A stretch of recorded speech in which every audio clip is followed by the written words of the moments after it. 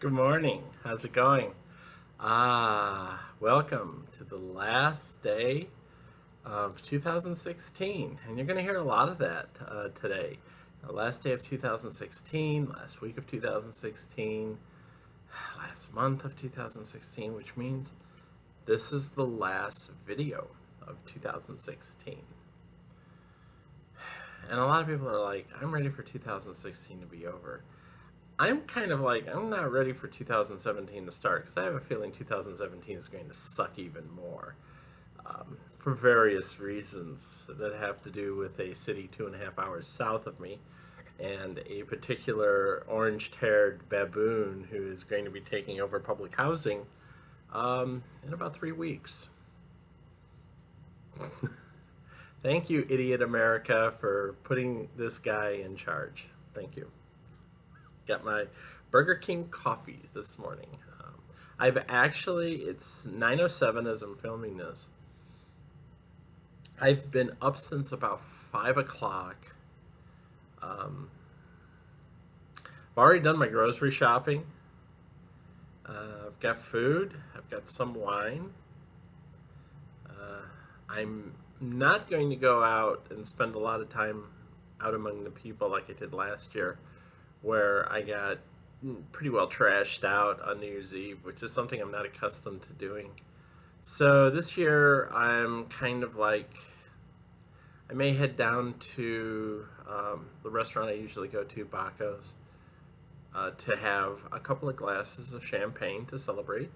I told him yesterday I will likely come down in my pink and black Christian Siriano dress, which I had to buy, and maybe my over-the-knee boots. Let's see what happens. Maybe I'll get a date for tonight.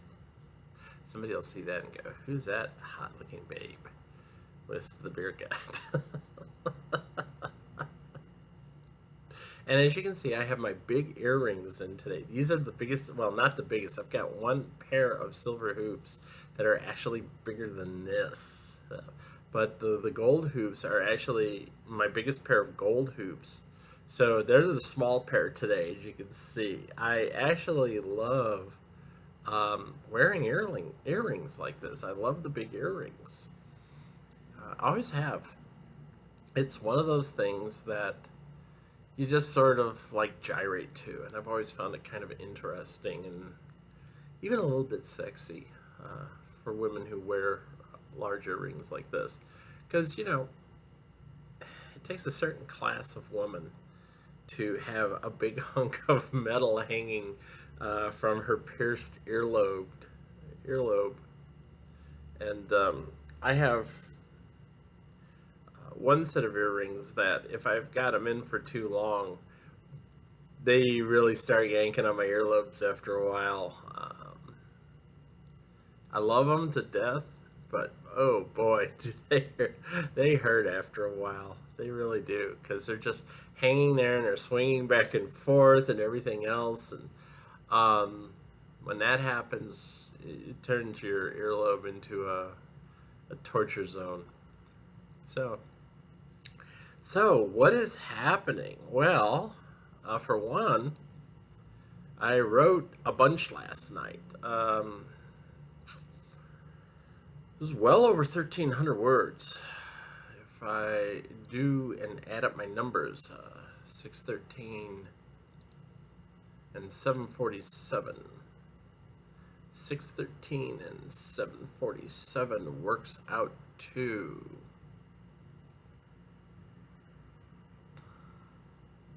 1,360 words last night. That's quite a lot. 1,360 words. And where am I? Where am I? There I am. So 1,360 words. So right now I'm about 1,240 words away from 100,000 words, and I should be able to do that today. That has been my goal, so I'm hoping by sometime this afternoon I'll actually be able to post that up and say, look, 100,000 words in basically 5.5 months. because I started July 16th. So today is actually about 5.5 months. 5 months and 15 days. Not bad. 100,000 words in 5.5 months.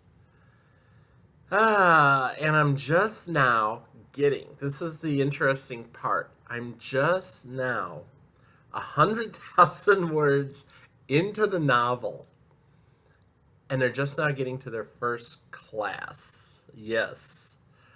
Because there's just so much else that's happening with them, with visions and hearing about stuff that's going on with the Guardians and dealing with situations at home. And we got to see a little bit of their summer vacation and all that other stuff. So here at 100,000 words, you're finally getting a chance to see the kids going into their first class, which happens to be art. It's their first new class, and it's their first class with Professor Ellison.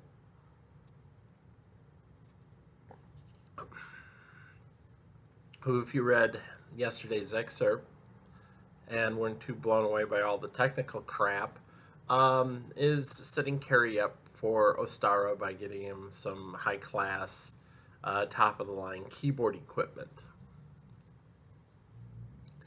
It's yeah, it's a lot of work, but yeah, 100,000 words to get to the first class, and he's going to go into a long, well, not a long, but he's going to give a speech on why he thinks art is important. So it's going to be fun. And then right after you have class with Professor Ellison, the scene that comes after that is the first class with Professor Arrakis, divination. We're going to have to go into divination, and we'll get to see how Deanna runs a class. We already know she doesn't believe in stuff like desk. She believes in like sitting on the floor in pillows, on pillows, not in pillows. If you were in a pillow, you'd probably suffocate. But she believes in stuff like sitting on pillows and getting relaxed and drinking tea. I wonder if she'll pull that on the whole class the first day.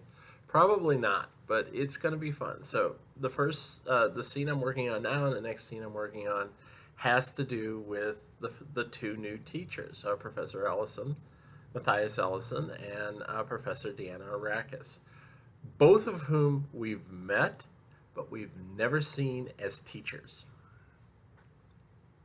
So yeah, it's going to be fun. And then the scene after that has to actually do with it actually has to do with sorcery, dark minions. And it's one of those things I got to sit here and think about it for a minute of what it was I actually wanted to do with the scene. I run into that every so often when I was doing the first scene of chapter 8 here, which is called A Different Schedule.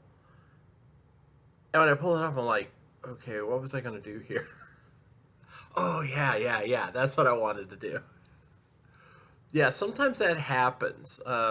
You kind of space out because you got to remember, I put this together like 6 months ago. 6-7 months ago, I started putting this novel together. I began laying it out, and you get into some of these scenes, and you're going, what exactly was I going to do here? Yeah. I think that's one of those cases now where if I run into something like that, I'm not quite sure what I was doing there, unless I realize that it has something to do with what's going on later in the same chapter. I'm just going to skip over it and go to the next thing that I know to write, which would be a bit unusual with me because I'm one of those sticklers about writing in sequence. Everything has a beginning and it has an end, and I don't like to jump around.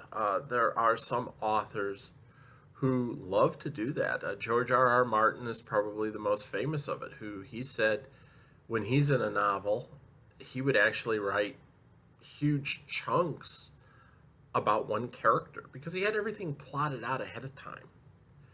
which is one of the reasons why he was actually able to sit down with the producers of HBO's Game of Thrones and pretty much tell them how everything was going to end, because he's got it all plotted out. I personally do not believe that he will ever finish the novels himself. I believe that at some point after The Winds of Winter, which I don't think is going to be the last Song of Ice and Fire novel, but sometime after The Winds of Winter, I think it's likely he'll hand the project over to someone else and tell them, you go ahead and complete this, because I can't do it. If I remember correctly, he's been working on A Song of Ice and Fire for like 20 years now. I'd be ready to move on too. That can wear you out. I would probably be ready to move on as well. So that's the feeling I have, because they've already pushed back the publication date on The Winds of Winter like twice. Originally, it was supposed to have come out in 2015. Then they pushed it back to 2016. It was like early 2016. Then it was late 2016. And then over the summer, they pushed it back and said, you're not going to see it until 2017. So unless he's going to end the entire series with Winds of Winter, I would imagine he's going to just pass the whole damn thing off to someone else and say, I'm burned out. I need a break. And let him concentrate on something else. Because right now he has a ton of irons in the fire, and it's probably wearing him out pretty quickly. So, but he's famous for that. He said that when he was writing the early Song of Ice and Fire novels, if he wanted to write, if he felt like it, he'd write all the stuff about Tyrion. He'd spend weeks just writing Tyrion stuff. And then he'd stop and write about Stannis. And then he'd stop and write about Jaime and Cersei, or write about Joffrey, or stuff like that. He would always stick to certain characters, since he had everything plotted out. It didn't matter if he was writing out a sequence. He said it really was a matter of how I felt. If I felt like writing, Tyrion for an entire week, that's all I wrote. So, and you can do that with software, especially like Shrivinger, where everything is laid out however you like it. You can do whatever the hell you want when you're setting up your novel, and I know I have. So it actually makes it easy to jump around. Personally, I don't do that, but that doesn't mean other authors who use Shrivinger don't. So, now I got hiccups. But I should be able to cross over the 100,000 word mark. Then the next one that comes after that is 150,000 words down the line, which is going to be a really monumentous event, because 150,000 words from now,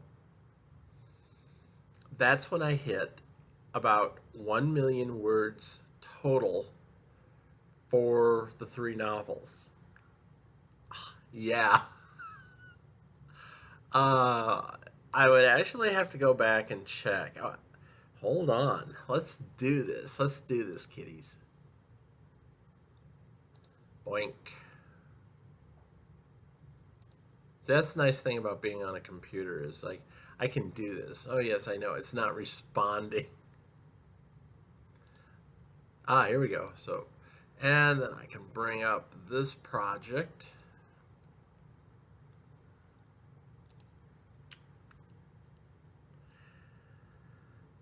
So I'm bringing up all these projects, and I'm going to bring up my calculator here.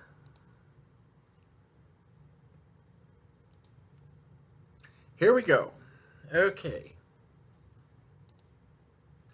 So the total word count for A for Advance is 425,226. Okay.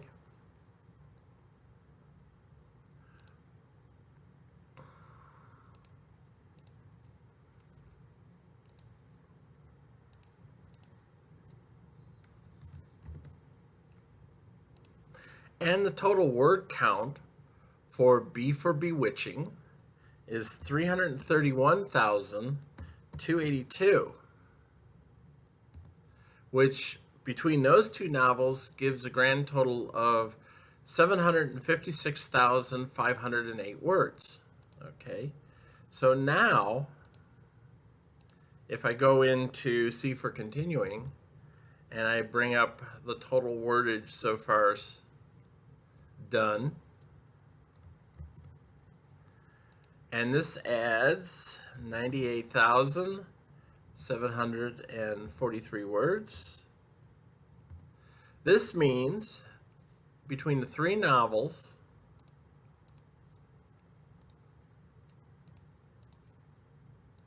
closing everything out here, between the three novels, I have written 855,251 words. Yeah. 855, 251. And if we save this off, let me just save this off.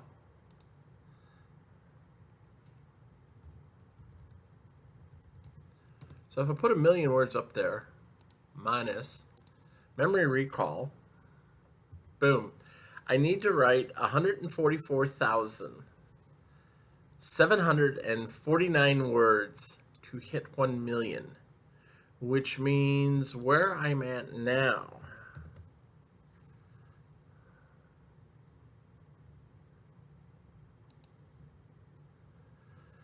yeah,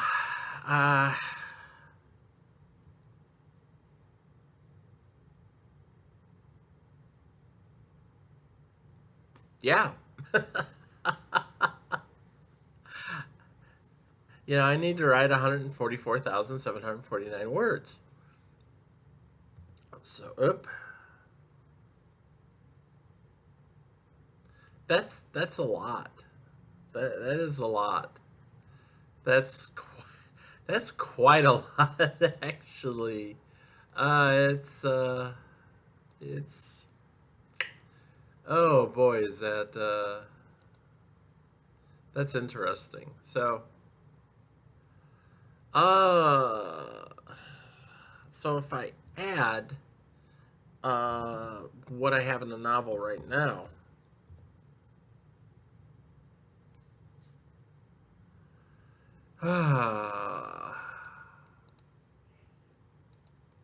somebody cause.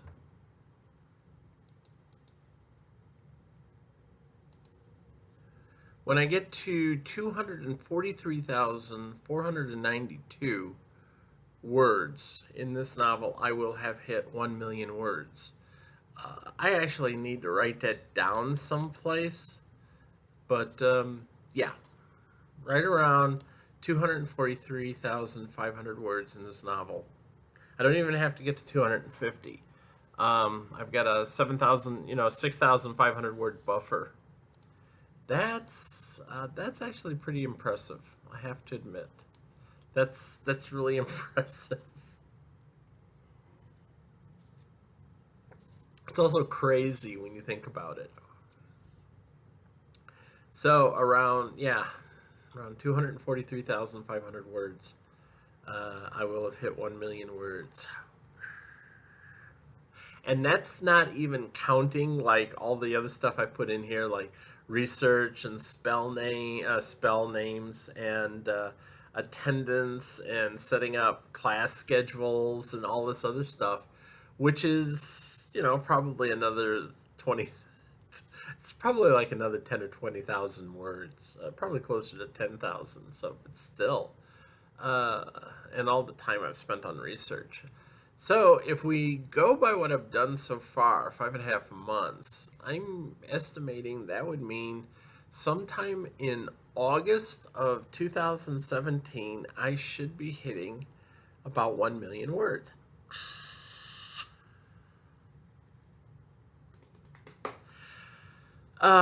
Move over, George R.R. Martin, because I'm right up there with you now. Except you're rich and you're published, and people make fun of you because you like to kill people in your novels. Not personally, not that I'm aware of, but personally, you don't kill people in real life. just in your novels. I mean, that's just the way you are. So, 1 million words in a novel series, and the Sea Level novel likely will not be complete by that time. And there will be three more novels following, one of which I know, well, probably two of which are going to be likely as big as the first novel, the A level novel. So, yeah, what can I say? This is ridiculous. Yeah, it really is when you think about it. I've been working on this for a little over 3 years. It could conceivably take me another 5 years to write all the novels. Now if I could just publish them, I'd have, I wouldn't even have to work. I wouldn't have to even work because, like, by the time they'd get the first novel completely published, um, I'd probably be, well into the D level novel by that time. So, you could spend an entire year publishing the A level novel and then take like 6 months off and then start publishing the B level novel. By that time, I'm done with the D level novel and I'm moving on to the E level.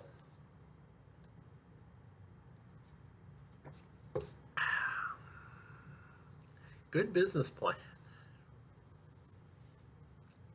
It's really, that's quite impressive. So, but yeah, last day of the year, getting ready for 2017. I actually had kind of a nightmare last night.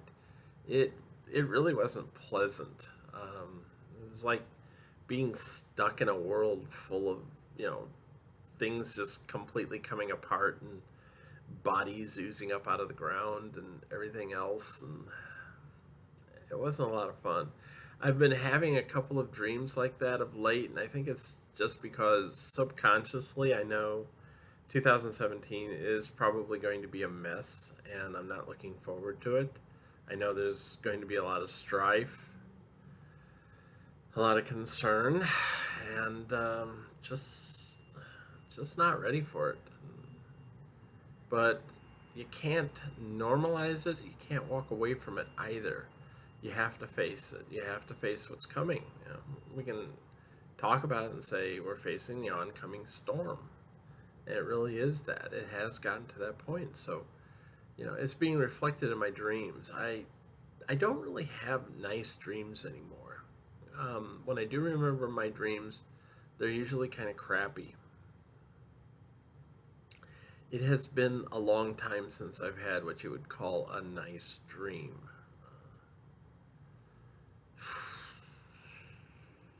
I could use one. I really could. I really could. It would be nice. But right now, I'll just take what I can get. So let's hope that things don't get as bad as they could. I'm holding out hope. I don't know that that's going to happen. But one of the things I feel that I have to do as a woman, as a trans woman, as a member of the LGBT society, is I have to fight for what I feel is correct, the right way of living. And that means I've got to put myself out there in a personal manner to counter what's going on. It's not pretty and it's not going to be pleasant, but you have to make that decision that this is what you want to do. I mean, 3 weeks from now, I think 3 weeks from now, let me look at my calendar here. Yeah, 3 weeks from now, I will be in Washington D.C. protesting. Yes, my first. Here I am, creeping up on 60, and it will be my first protest march. Yeah, in Washington D.C. I don't mess around. That's the thing, I don't mess around. The first time I get involved in a political campaign, I'm actually working to get a president elected. The first time I decide to go on a protest march, it's in Washington D.C., right there, basically within sight of the Capitol building. That's where we're going to be setting up. Is right near the corner where the Smithsonian Air and Space Museum is, and we'll be able, the Capitol building will be right there. They'll probably still be taking down the scaffolding for the inauguration when we're, gathering. I don't know how big DC is going to be, but I can tell you that there are going to be about 1,000 people leaving from Harrisburg on 3 separate caravans of buses that morning. We have buses leaving at 6, 7, and 8 a.m. And the total number of people going so far is close to 1,000. It may actually be over 1,000 now. And how do I know this? Because I am actually one of the bus captains. They asked if anyone wanted to be a bus captain for the Harrisburg trips, and I said, "Yeah, well, I'll do it." And sure enough, they picked me as one of the bus captains. So I will be in charge of a bus of probably about 50 people. And I'm hoping by that time I'll have my pussy hat, which is going to be a pink cold weather hat with little cat ears coming off of it. I had a woman in our crocheting group said she was going to make me one and mail it to me, so I'm hoping I see it before I leave for DC. If not, I'll just wear my toque to keep my head warm, because I have a feeling it's going to be cold. It's December in DC. I have this distinct feeling it's just going to be cold. We're going to suffer. What are you going to do? So, yeah, protests in DC. Right on. I don't mess around. I go right to the top. I go right to the top to do the protest thing. I could stay here in Harrisburg and stand on a street corner and go, yeah. But no, I'm going straight to DC. Gonna put myself out there. And, oh man, nuts. That 3 weeks will get here a lot faster than you imagine. I mean, 3 Saturdays from now. God. It's just the beginning. So, and of course, I will do my best to get video. I will do my best to get pictures, and I will blog about the event when I can.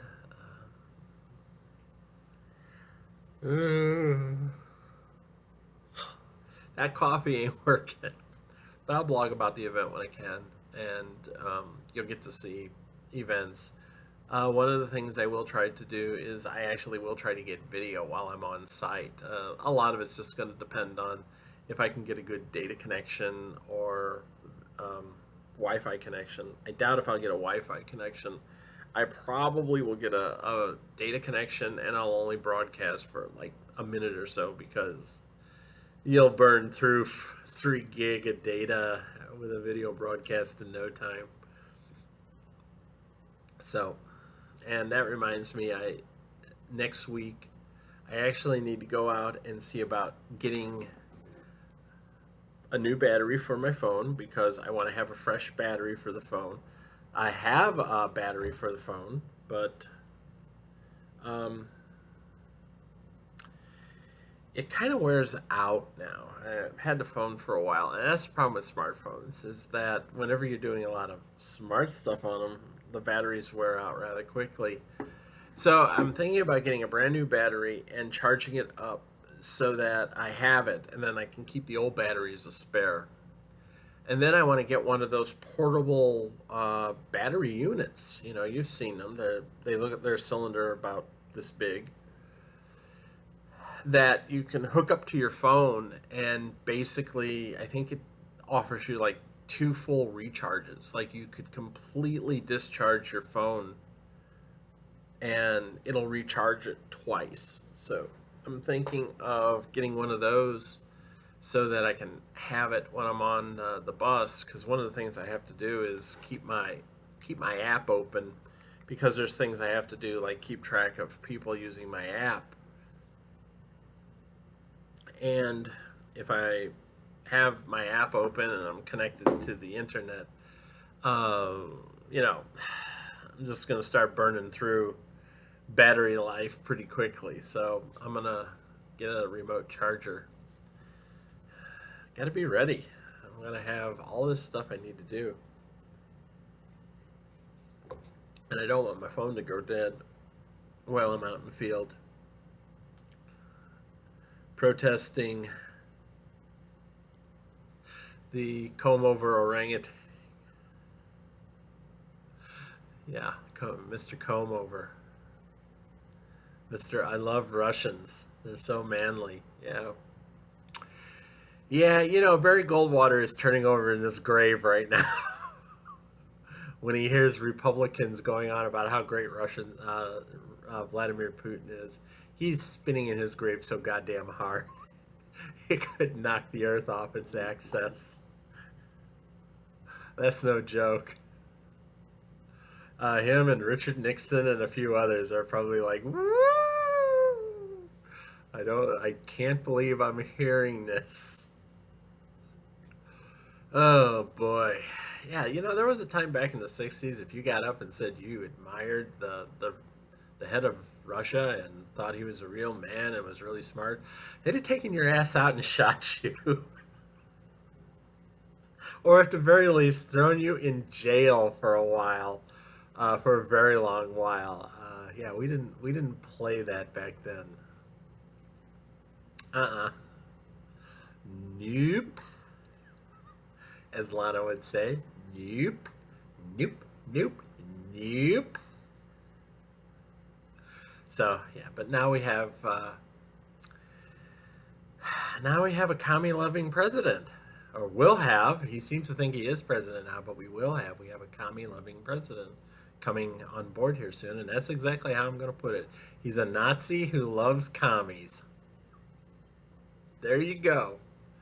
No shit. And it's true. Like it or leave it. I don't care if you don't like it. So, anyway, coming up on 35 minutes here, I think that's a good point to stop this long rambling tirade. So, tomorrow I will have out. What the hell? I will have out the rest of the excerpt, probably with Carrie in the keyboard room, hearing the good and bad news about all his keyboards. And then we'll get away from all that technical stuff that seems to drive some people crazy because they don't get it. And then we'll get into the next scene, which required me doing about 2 hours worth of research to put basically 4 paragraphs in the scene. Yeah, you're gonna learn some stuff. Yeah, if nothing else, I teach you things, and you're gonna like it.